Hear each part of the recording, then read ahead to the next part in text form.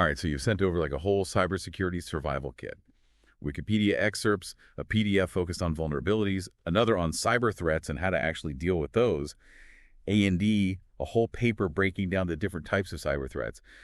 You're really going all in on digital dangers this time. It's the best way to get a complete picture, Yeah. Starting broad and then zeroing in. We can start with definitions, kind of set the stage historically, and then really dive into the specifics of vulnerabilities, the types of attacks out there, even who's behind all these digital shenanigans. Okay, so let's get back to basics for a sec. When we talk about computer security, what are we actually talking about? Wikipedia seems to have a pretty straightforward definition protecting systems, networks, and data from theft, damage, disruption, or any unwanted access, really. You nailed it. But it's bigger than just like locking your digital front door. It's a whole approach, a way of thinking about it. You're thinking about the risks, the safeguards you need, and having a plan in case things go wrong. Like, you wouldn't just rely on one lock for your house, right? You'd probably have an alarm, maybe motion sensors, sturdy windows and doors. It's all about those layers of protection. Okay, so multi-layered defense for our digital lives. I like that. But one of the sources had this timeline, and it's interesting. Cybersecurity has been a thing for a while, like way before we think of, not just some modern problem. Right. The history is actually super interesting. The first documented vulnerability back in the 1960s, way before the internet as we know it, even then, people were figuring out how to, exploit weaknesses. That PDF you mentioned, it talks about the creeper worm from 71. Totally harmless, but proof of point, like someone poking an anthill just to see what happens, Kind of mischievous, but it shows that systems can be messed with. So from anthills to what? What's changed now that everyone's got internet and smartphones? What does the cyber threat landscape look like now? It's less anthill and more like a global chess match. High stakes, skilled players, and the attacks are way more sophisticated. We're not just protecting computers anymore, it's entire networks, super important infrastructure, tons of data, and the motivations behind it, they are all over the place. Yeah, those sources talk about everything, people after money, those pushing political agendas, even some just out for revenge. Kind of like a digital Wild West, if you think about it. Kind of. And anyone can be a target. Individuals, companies, governments. Think about it, power grids, hospitals, those are all potential targets. So understanding the different types of cyber threats out there is super important. The sources lay out a whole bunch: malware, phishing, social engineering, direct access attacks, you name it. Those direct access attacks, the ones in that Wikipedia article? Yeah. Kind of freaked me out. Someone physically getting on your computer to take data? That's like straight out of a spy movie. Totally. And it reminds us that it's not just about, remote hackers. You've got to secure those physical devices too. Strong passwords, encrypting your hard drive, maybe even physically locking your computer, especially for laptops and smartphones. Those are easy to lose or even have stolen. And like the article said, it's not just theft.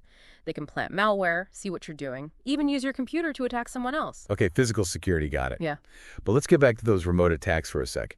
Malware, that's the umbrella term for all those nasty digital bugs, right? Yep. Malware is basically any program designed to, mess with your computer, steal your stuff. Viruses, worms, Trojan horses, those are the sneaky ones, disguised as something legit. Spyware, ransomware, each one has its own way of causing chaos. Speaking of sneaky, those phishing attacks are getting tougher and tougher to spot. Those fake emails, websites, trying to get your passwords or credit card details, they're getting good at making those things look legit. No kidding. Phishing, it's all about deception. They might pretend to be your bank, a social media site, or even a company you use all the time. Anything to gain your trust, so you click a link or open a bad attachment. That PDF had some pretty solid advice on spotting those scams. But the main thing is to just be skeptical. Don't just click on anything that ends up in your inbox. Check those sender addresses really carefully. So it's like a digital con game, basically. Mm-hmm. Preying on people who don't suspect anything makes you think twice before clicking on anything these days. Good. Awareness is key. The more you know about how these attacks work, the better prepared you are to defend yourself. And we haven't even talked about eavesdropping hackers just listening in on what you're doing online. Eavesdropping, like someone listening to my conversations. How is that even possible? It's a real threat, especially if you're on public Wi-Fi. Hackers have tools to intercept the data going through the air, grabbing passwords, credit card info, even private messages. That's why using a VPN, a virtual private network, is super important on public Wi-Fi. It's like a secure tunnel for your data, making it way harder to snoop on you. So VPN's like a digital invisibility cloak for my data when I'm out and about. Okay, that makes sense. So we've got all these threats, but who's behind them? Is it like in the movies, a bunch of teenagers in their basements? Not quite. We're talking about a whole range of players with different skills and different goals. Some are just lone wolves, maybe looking for fame or a challenge. Others are part of big, organized crime rings, just in it for the money. And then there are the state-sponsored actors involved in espionage, sabotage, even cyber warfare. Whoa, state-sponsored. So cybersecurity is tied to all that international stuff too. Yeah. Politics and all that. Absolutely. The digital world is totally intertwined with everything that's happening globally. Nations use these attacks for all sorts of reasons: disruption, stealing secrets, even to try and sway elections. Remember that anonymous group? The ones who hacked HB Gary Federal that was mentioned in the Wikipedia article? It was pure revenge, plain and simple. Shows you the kind of motivations we're dealing with here. It's kind of mind-blowing how big this all really is. Mm-hmm. But okay, we've got the threats, we know the actors, so what can we actually do to protect ourselves? This is where it gets real. A good cybersecurity strategy is like building a fortress. And not just with technology, but with human smarts and organizational policies too. It's multi-layered, creating a culture of security from the everyday users to the IT department, even all the way up to the big bosses. So it's more than just having the best security software. There's a human side to this too. Absolutely. Tech is just one piece of the puzzle. You could have top-notch firewalls, but you're still vulnerable if someone falls for a phishing scam or uses a weak password. That's why security awareness training is so important. You've got to teach users how to spot those threats, recognize anything shady, and make good decisions. It's about turning those users into part of the solution, not just potential weak points. Because even the toughest luck won't help if you just leave the key under the mat, right? So what can people do, like specific steps, to up their cybersecurity game? The sources mentioned keeping systems updated, strong passwords, multi-factor authentication. Are those good places to start? Those are the fundamentals. Updates fix those known vulnerabilities. Strong and unique passwords are way harder to crack, and multi-factor authentication. That adds another layer of security because you're confirming your identity in multiple ways. It's like having a deadbolt and an alarm system on your front door. Double the protection, got it.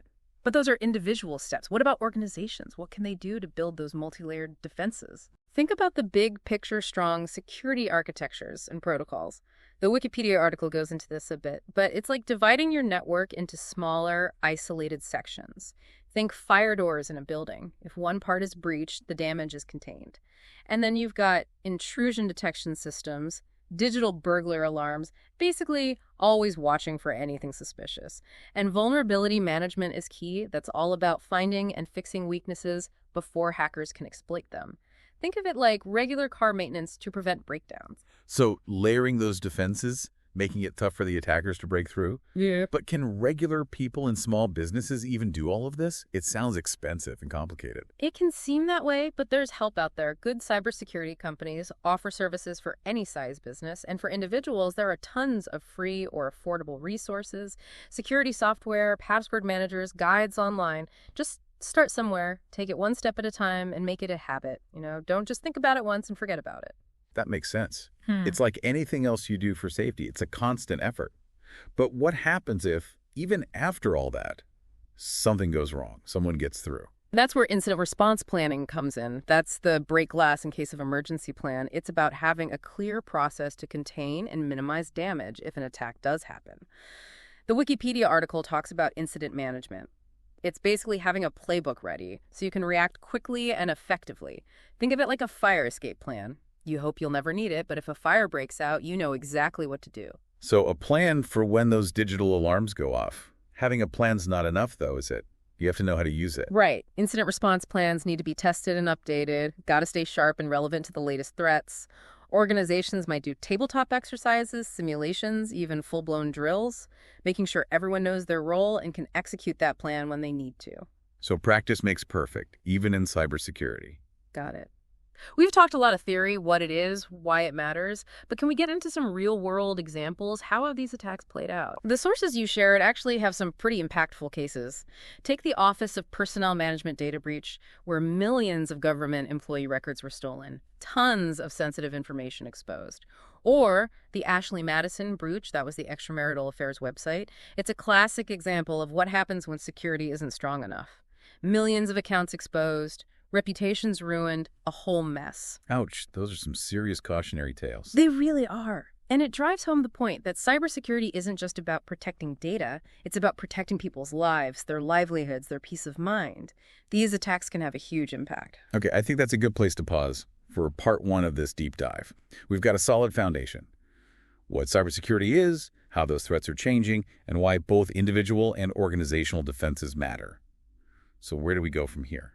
Let's build on that in part 2. We'll go deeper into specific strategies, look at more examples, and talk about all the global efforts to fight cyber threats. There's a lot more to uncover. Welcome back to our cybersecurity deep dive. We've mapped out the threats, the players. Now let's switch gears and focus on the defenses. How do we actually build that robust defense system? Ready to build. We've talked about layers. So what are some of the key components in the cybersecurity fortress? I know the Wikipedia article mentioned things like security by design and security architecture. What are those all about? Great starting points. Security by design. That's all about thinking about security from the very beginning, baking it into the blueprints of systems and software instead of just slapping it on later as an afterthought. Imagine a house where security is built into the architecture itself. Strong walls, strategically placed windows, maybe even a panic room instead of trying to add those on later. So thinking ahead, not just reacting after something happens. That makes sense. And security architecture, that takes it even further. Yeah. It's like the master plan, the big picture. That framework that includes everything, hardware, software, networks, the data, even the human factor. A well-defined security architecture means all those pieces are working together smoothly, minimizing those vulnerabilities and maximizing protection, creating a security ecosystem, not just a bunch of random tools. Okay, so we got the blueprints, the master plan. What about the tools themselves? The sources mentioned a whole bunch: firewalls, intrusion detection systems, vulnerability management, access controls. Want to break those down? Definitely. Access controls are fundamental. They decide who gets access to what. So if someone does get in, they can't do as much damage, like different security clearances in, say, a top secret facility. Not everyone gets access to the nuclear launch codes, right? I need to know. And firewalls, those are like the classic cybersecurity tool, right? Keeping the bad guys out. Exactly. A barrier between your network and, well, the rest of the internet. It blocks any unauthorized access and filters the traffic coming in and going out, like a security checkpoint at the entrance, checking everyone trying to come in. Okay, access controls are the gatekeepers, firewalls are border patrol. What about intrusion detection systems? Are those like the security cameras? Always watching. You got it. Intrusion detection systems, or IDSs, they're your watchdogs. They're constantly looking at the network traffic for anything suspicious that might mean an attack is happening. They don't prevent the attack itself, but they give you a heads up, an early warning system so you can react and contain the damage. Okay, so we're building a pretty good defense here. What about vulnerability management? That sounds like something you do ahead of time. Exactly. Proactive. It's all about hunting down those weaknesses in your systems and applications before the attackers can find them. Like, imagine you're a building inspector checking for cracks in the foundation, leaks in the roof. Vulnerability management is like that for your digital infrastructure, constantly scanning, finding those weak spots, prioritizing the critical ones, and patching them up before they can be exploited. Regular maintenance for a healthy digital life? Makes sense. But how do these attackers even find those vulnerabilities? Is it just randomly trying things till something works? They're not just shooting in the dark. They've got a whole bag of tricks. One common one is port scanning, checking your system's network ports to see which ones are open, what's running on them, like a burglar jiggling doorknobs, seeing which ones are unlocked. So not so random after all. So they find an open door, so to speak, and they try to exploit any vulnerabilities in the services running on that port. Exactly. They might target known vulnerabilities in specific software, operating systems, anything that hasn't been patched. And don't forget, social engineering, still a big one. Tricking users into giving up info or installing malware. Sounds like a never-ending game of cat and mouse. Attackers and defenders always trying to outsmart each other. It is. Cybersecurity is always changing. What works today might not work tomorrow, and that's why staying informed about the latest threats, updating those defenses, and never underestimating your opponent, those are crucial. So how do we stay ahead of the game? Anything we can do to give us an edge? One key strategy is defense in depth.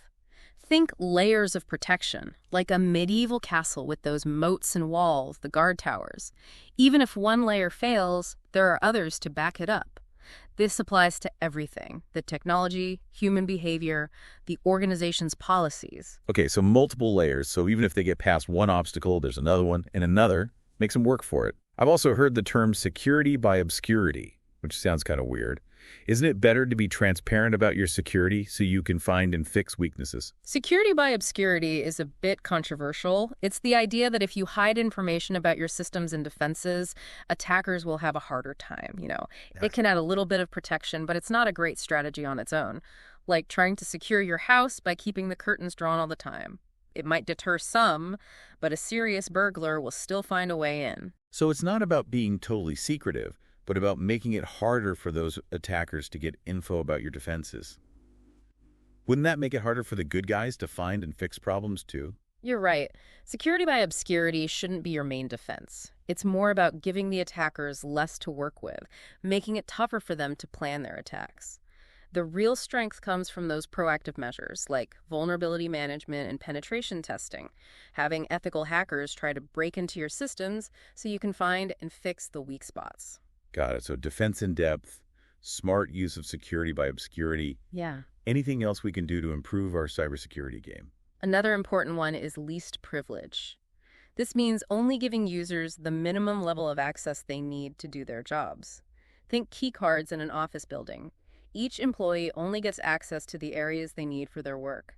If someone does compromise an account, they can't just go everywhere. It limits the damage. Right, so they can't just move around freely and access everything else, contain the damage. But managing all those access levels, that sounds like a headache, especially for big companies. That's where centralized authentication systems are helpful. One central point for managing user access across all the systems. Think of it like a master key that unlocks all the authorized doors. It simplifies things and makes things more secure. One well-known one is Kerberos. It handles authentication and authorization for network services. One key to rule them all. I like it. We've also got things like access control lists and role-based access control. Are those just variations on the same idea? They're all in the access control family, each with its own pros and cons. Think of access control lists, ACLs, as guest lists for your systems.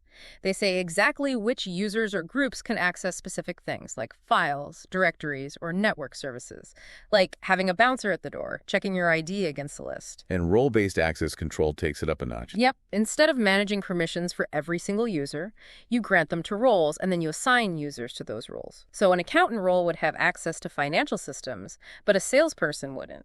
Makes things way more efficient and secure. Roles and permissions, making sure the right people have access to the right stuff. Got it. But what about protecting the data itself? That's the main target for most of these attackers, right? For sure. And encryption is a powerful tool to have. It's like putting your valuables in a safe. You're the only one with the combination. Encryption scrambles that data, making it unreadable without the decryption key. This protects data in transit over networks and when it's stored on devices or in the cloud. So even if they manage to steal the data, it's useless without the key. I like that. But what about protecting against losing data or having it corrupted? Accidents happen. That's why data backups are essential. It's like an insurance policy for your data.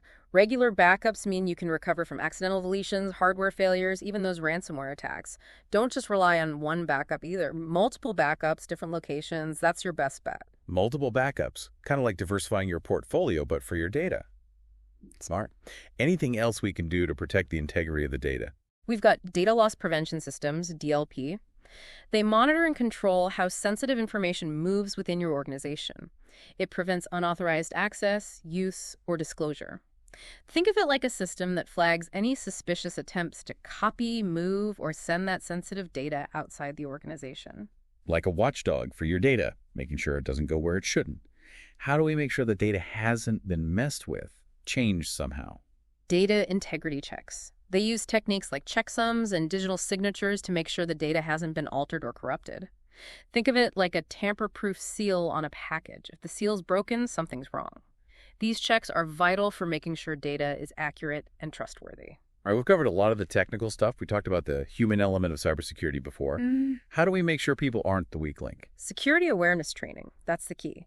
It's all about teaching people to make smart security decisions, educating them about the threats, how to spot them, like teaching someone defensive driving. Give them the skills and awareness to avoid accidents on that digital highway. Right. Knowing how to spot those phishing emails, avoid the shady websites, practice good password hygiene. Is it enough to just do one training session, though? Not really. Cybersecurity, it's always evolving. Training needs to be an ongoing thing. Regular refreshers, make the content engaging videos, simulations, those are all important to keep security top of mind. And it's not just about knowing the technical stuff. It's about creating a culture where everyone's thinking about security. A culture of security where everyone feels like they're responsible for protecting the information. What about more formally? Are there organizational policies that can help with this? Absolutely. Clear security policies, those are like the ground rules for everyone. They make sure everyone's on the same page when it comes to security practices. These policies cover things like password management, how to handle data, acceptable use of systems, incident response, and more. It's about setting the framework for making security decisions. So it's like a playbook for the whole organization. Having the playbook doesn't guarantee people will follow it, though, right? You need enforcement, too. Organizations need ways to monitor whether people are following the rules, investigate security incidents, and take action when necessary. It's all about accountability. Everyone needs to understand how important security is and what happens if they don't follow the policies. So a combo of education, clear policies, and consistent enforcement. Yep. Got it. Can you give us some real-world examples of how all of this actually works? Sure. Multi-factor authentication, or MFA, that's becoming pretty standard now.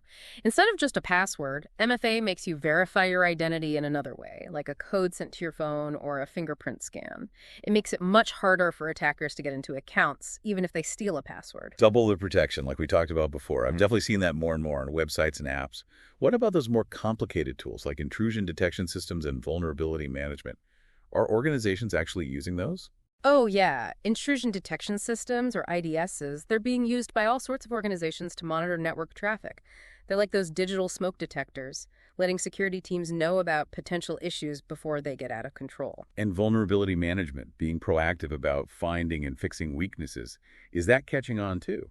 Definitely. Organizations are using a whole bunch of tools and techniques to scan their systems for vulnerabilities, figure out which ones are the most urgent, and patch them up before they can be exploited. It's becoming a crucial part of any solid security strategy. So we've seen how organizations are using technology to strengthen their defenses. But what about the human side of it? How are they dealing with user error, making sure people are aware of the risks? Security awareness training is getting much more sophisticated. It's not just boring lectures and PowerPoint presentations anymore. They're using interactive stuff now, like online courses, videos, quizzes, simulations, even games. It's about making the training more engaging and memorable. Fun security training? That's a new one. Yeah. But yeah, it makes sense. You're more likely to remember something if you're actually involved. We've talked about a ton of different strategies and tools to improve cybersecurity. But even when we do our best, sometimes things still go wrong. What happens if an attacker gets past all our defenses? That's when that incident response plan comes in. A well-defined plan for handling security incidents, minimizing damage, and recovering quickly. Think of it like a fire escape plan for your digital world. You hope you never need it, but if a fire breaks out, you need to know what to do. A plan for when the alarm bells go off. Having a plan isn't enough, is it? You have to know how to use it. Exactly. Those plans need to be tested and updated regularly. Organizations do those tabletop exercises, simulations, even live fire drills, practicing those procedures and finding any weaknesses. It's about making sure everyone knows their role and can execute under pressure. Practice makes perfect, even in cybersecurity. Back to the real world for a minute. Can you give us some examples of how these cyber attacks have impacted people and organizations? We talked about a few earlier, but any others that really highlight the stakes? For sure. Remember the NotPetya ransomware attack a few years back? It cost companies billions of dollars globally, totally crippling their operations, disrupting supply chains. That's a perfect example of how these attacks can have a real, tangible impact, not just on data, but on the bottom line. Wow, billions of dollars. That's a scary thought. What about attacks that target critical infrastructure? We touched on that earlier. Any specific incidents come to mind? The attack on the Ukrainian power grid back in 2015 is a good example. Hackers shut off power for hundreds of thousands of people. Imagine the chaos that caused. Shows how vulnerable that infrastructure is, the potential for massive harm. Scary stuff. Yeah. Cybersecurity isn't just an IT problem, it's a societal issue. Absolutely. These examples show that cyberattacks aren't just hypothetical threats, they're happening now, and there are real-world consequences. So what's being done on a global scale to tackle this? Are countries and organizations working together to fight cybercrime? Good question. Any international cooperation in this digital Wild West? Thankfully, yes. There are efforts happening on both national and international levels. The Wikipedia article mentions some of the big players. First, the Council of Europe, MEAWG, and NISA, and they're working to align those cybercrime laws, improve how they share information, and promote cooperation between countries to combat these threats. So it's being recognized as a global problem that needs global solutions. That's good to hear. Definitely. No single country can tackle this alone. Sharing threat intelligence, coordinating responses, developing international norms and standards for responsible behavior online, it all requires working together. Sounds like a lot of moving pieces, but it's reassuring to know these efforts are underway. We've covered a ton of ground understanding the threats, the actors, different defense strategies, even those real-world examples. Where do we go from here? Let's shift our focus to the future of cybersecurity in Part 3. We'll look at emerging trends and challenges, talk about the ethical side of all this, and think about what it means for you, for society as a whole. All right, we've got our fortress, we've looked at some real-world battles, and we've even talked about how everyone's trying to work together on this. But as we wrap up, I'm curious about what's next. What does the future of cybersecurity actually look like? That's the big question, isn't it? It's kind of like trying to predict the weather. You see some patterns, but there are always surprises. One thing's for sure, though, all this rapid technological change means cybersecurity pros are going to be busy. It really does feel like every day there's a new gadget or app or system connecting to the internet. Exciting, but also a bit scary from a security perspective. Exactly. The Internet of Things. IoT, that's a perfect example. We're talking smart refrigerators, industrial sensors, medical devices, everything connected. It's convenient, powerful, but it also creates a ton of new ways for attackers to get in. More devices, more connections, more vulnerabilities. Sounds like a recipe for disaster. It's a challenge for sure. And it's not just the number of devices, it's how complex these systems are, all connected together. Securing the IoT is going to require a whole new way of thinking. Manufacturers, software developers, security professionals, everyone's got to work together. So shared responsibility, everyone's got to do their part to secure this interconnected world. But what about the attackers? Are they keeping up? Oh, absolutely. Cyber attacks are evolving too, getting more sophisticated, more targeted. We're seeing things like AI, artificial intelligence, and machine learning being used to create new malware, automate attacks, even avoid detection. AI-powered attacks. That sounds like something out of a movie. It's becoming very real. AI can analyze massive amounts of data, find patterns, learn from its mistakes. It makes those attacks much more effective and tougher to defend against. It's that cat and mouse game, but the stakes are getting higher. So cybersecurity folks need to up their game too, use new technologies and approaches to fight back. Exactly. The future of cybersecurity is going to be all about combining human expertise with technological innovation.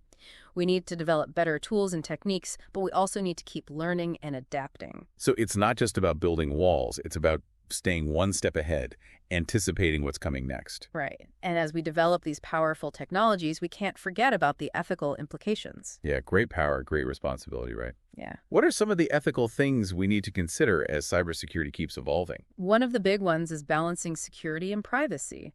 As we develop better tools to monitor and control data, we need to make sure those tools aren't used to violate people's freedoms or create a surveillance state. It's a fine line. We need to protect ourselves from threats, but we can't sacrifice our basic rights. Absolutely.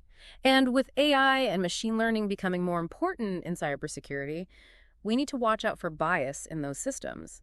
If the data used to train them is biased, the systems will be biased too, and that could lead to unfair or discriminatory outcomes. So it's not just about the technology itself. It's about how it's built and how it's used. Fairness and accountability need to be part of the design. For sure. And beyond these specific things, we have to think about the bigger picture, how cybersecurity impacts society. Our world is becoming more and more connected, which means cybersecurity will affect everything: how we work, how we communicate, how we govern, how we interact with each other. It's not just an IT issue anymore, it's a societal issue that'll shape the future. Exactly. And that's why it's important to have these conversations, to think about the ethical and societal implications. It's not just about bits and bytes, it's about people, values, and the future we want to build. I totally agree. This deep dive has been eye-opening. I've got a much better understanding of not just the technical side of cybersecurity, but its impact on our lives and our future. That's what we were going for. It's complex, it's always changing, but it's also fascinating and important. And moving forward, we need to approach it with both urgency and a commitment to ethical, responsible innovation. It's a challenge we all face, individuals, organizations, governments, all of us. But if we work together, stay informed, and stay proactive, we can navigate this and create a safer, more secure digital world for everyone. Couldn't have said it better myself. Thanks for joining us for this deep dive into the world of cybersecurity. Keep exploring, keep learning, and stay safe out there.